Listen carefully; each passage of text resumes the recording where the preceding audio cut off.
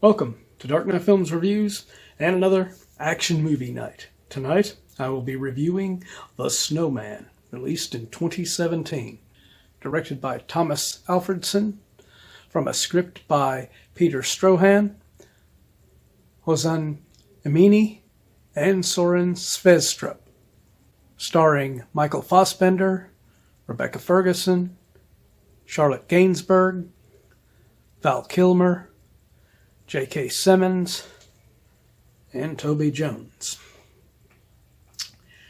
Now, I went into this film not knowing what to expect. I put it on my schedule because, as you could see through this week's videos, that I was doing more Snowman related videos, whether it's Abominable Snowman or Snowman like the title of this, or as you'll see later in the week, actual Snowman. So I knew that this was a crime thriller kind of a film, and I knew nothing about it going in, and I don't know anything about the actual novels with the detective of Harry Hole as a character that Michael Fassbender plays in this.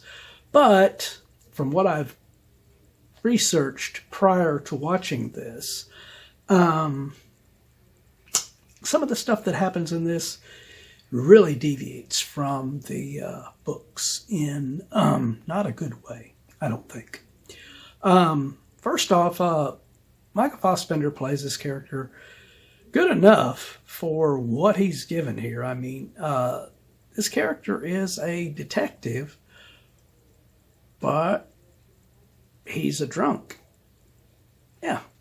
I mean, he is an alcoholic character who's an active detective. You'd think with all the issues that this guy has, the department would have already let him go or put him on some time off to clean himself up. But the whole story here, he is in a drunken stupor state in a lot of moments. But ironically, even though they add those elements to this, when he goes after a case, it doesn't seem like he is inebriated to where it's affecting his duty and affecting his job and affecting his faculties as far as investigating. He still does his job well. So, Rebecca Ferguson plays Katrine Bratt, and she is revealed later in the film that she is the daughter of Gert Rafto. A character only seen in flashbacks, unfortunately, who is played by the awesome Val Kilmer. This was after Val Kilmer's few cancer treatments around this time, and he couldn't really talk that much during this film, so they had him basically move his mouth visibly like he's talking, and then they dubbed him later on. And they didn't dub him with his own real voice. They dubbed him with this horrible voice. And that's not the only bad thing about Val Kilmer in this. It's not Val Kilmer's fault. His performance, he's doing what he needs to do based on what he's being directed to do. But his character is just not given that much to do in this. I mean, he is only seen in flashbacks, and he doesn't really connect to the rest of the story until that reveal that he or was Katrine's father, which goes absolutely nowhere, because unlike the novels, apparently, where Katrine and Harry team up and work together through multiple novels, and spoiler alert, if you've not seen this movie, go watch it before continuing forward on this. But they actually kill Rebecca Ferguson's character off in this film, which was a stupid move. I just, it shocked me when it happened in the film. And then whenever I was looking at my research afterwards, because I do my research before I do a review, and I do my research after as well. But doing my research after, I realized that a lot of the fans of the novel were not very happy with what this film did to the Katrine character. So J.K. Simmons plays Orv Stope in here, and he is not what you expect. He's doing sort of a foreign kind of an accent in here, and he does it pretty convincingly. He does it pretty damn good. I really liked what they gave him in this. He doesn't get a lot, but when he's on screen, it's quite effective with that accent that he's doing. And then the other notable name in this is Charlotte Gainsbourg as Michael Fassbender's girlfriend that he's just had a recent breakup with, but he still cares about her son and everything. And she does pretty well in her performance. They do have this weird and awkward moment where she looks like she's going to have sex with him.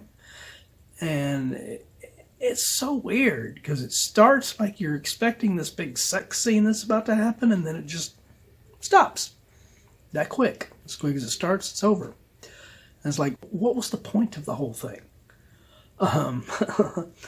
But Toby Jones is the only other actor in here a known name, and even he's not really that known of a name, but he's only really in a couple of the scenes with Val and one scene in the present day setting with Michael Fassbender.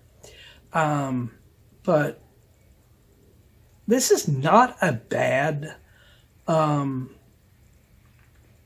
psychological crime thriller kind of a film, but it could have been better with the cast that they had, and if they had gone by the actual novel instead. From what the director Tomas Alfredson says in interviews, it was a very rushed production, and they would not let him shoot some of the scenes that were from the novel and the script that was actually written for this. A lot of it ended up being left out, unfortunately. So sad to see that happen in a film, and you just wonder what this film might have been like had it not been such a rushed production. Anyway, my final review of The Snowman, I am going to give this film a 7.5 out of 10. It's not a bad film, but it could have been a lot better, like I said. But what do you guys think of The Snowman? Do you agree with my review? Do you disagree? Were you upset by the Rebecca Ferguson death in this film? Let me know in those comments down below. And as usual, if you enjoyed this video, do not forget to like, share, and subscribe. And don't forget to click that bell icon so you can be notified about future videos just like this one. And while you're by the subscribe button, click that join button and become a Dark Knight fan. As a Dark Knight Fan Plus member, you have access to an area on the channel right now where you can request a movie, TV series, or ranking video of your choosing. And when that video goes up, it will go up for all Plus members prior to it going up on the schedule for all other subscribers.